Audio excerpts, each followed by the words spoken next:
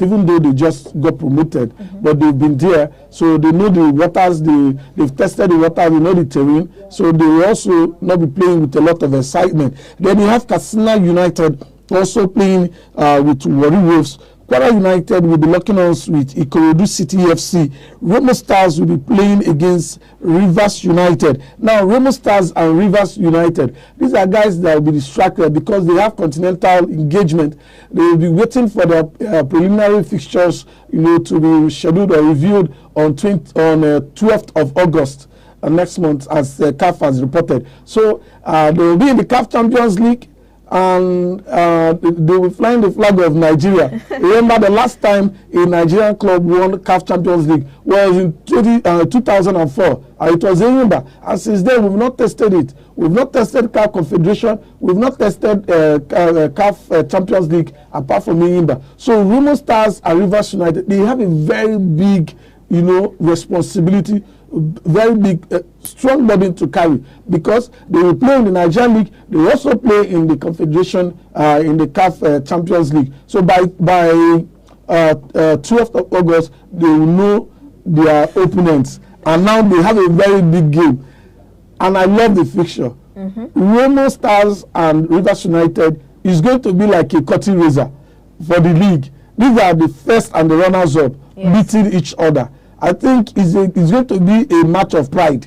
True. It's going to be a match of pride for Remo Stars. And fortunately for Remo, they are hosting. They are the ones hosting Rivers United. Now, Rivers United coming with a more experienced coach, will also be showing a lot of class. Having Rivers United maybe get a draw in Remo. But all I know is that it's going to be a very classical game between the champions and the runners-up. And both teams are also in the Continental. Looking forward to see their opponents when the schedule for the CAF Champions League is done on 12th of next month. Now, let's look at other fixtures. You also have Ekenimi Warriors playing against Bendel Insurance. Shooting Stars will be locking arms with Bayelsa United.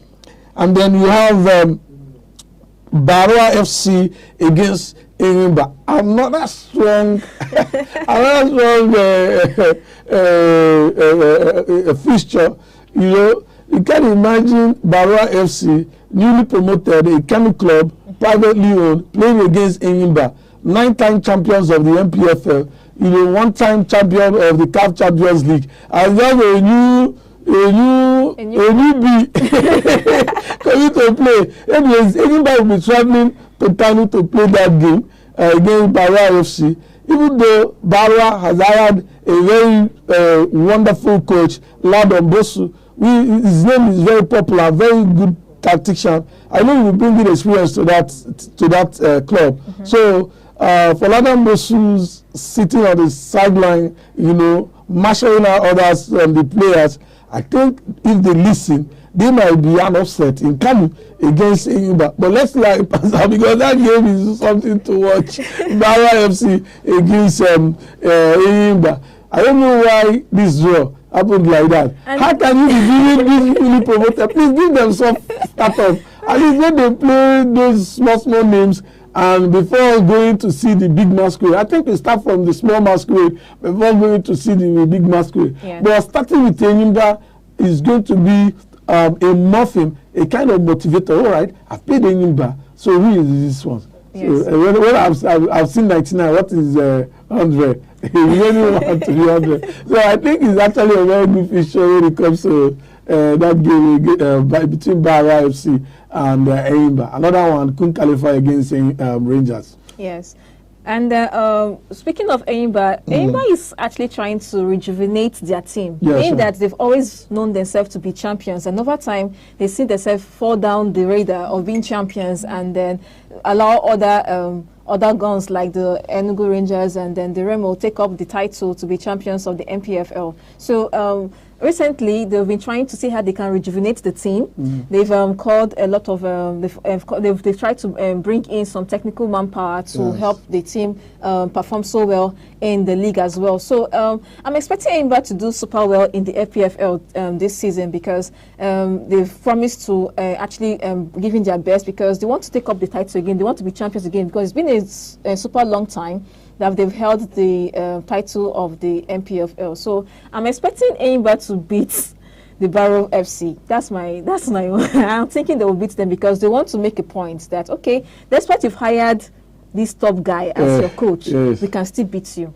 All right, the last fixture on the fixture list is Nassau United are playing against Niger Tornadoes. And for Nassau United, just this report, very disturbing report coming out from that team. Coach Salisu Yusuf just threw in the towel, ending his contract with Nassau United, and he'll be leaving for a club in Benin Republic. In fact, the report says he's already in Benin Republic putting pen on paper for the Benin Republic team. So, which means in the coming days, Nassau United will be looking for a new coach, a new helmsman, that will lead that team. Salisu Yusuf helped Nassau United, to come out for relegation, but because they nearly went down relegation, and not just that, it took them to semi-finals in the Federation Cup. So I think they've lost a tactician, they've lost an experienced coach. Salisu, everybody knows him, one-time assistant coach of the Super Eagles. So he has been at the national level, and also when it comes to domestic coaching, has coached many clubs. So he also had a stint with Enugu Rangers, even though it wasn't so, so impressive, but he had a stint with them. So I think going to the Republic is a good one for him, because he's going to make more money.